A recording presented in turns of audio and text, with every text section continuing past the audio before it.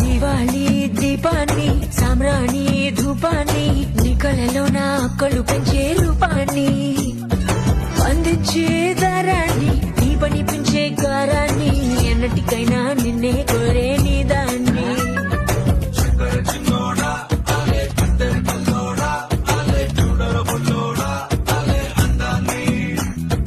ఊరించే నిషాని ఊపిరి పోసే విషాన్ని నెత్తురులోతుకు హత్తుకుపోయిన స్నేహాన్ని